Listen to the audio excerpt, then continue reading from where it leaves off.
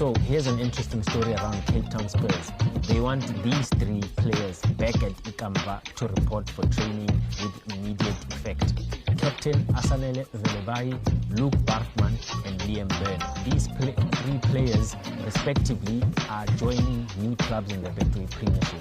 Velebai and Luke Bartman are on their way to Kaizer Chiefs, believed to have concluded deals with Amakhosi. Liam Byrne also on his way to Usuntu to join the Durban base side.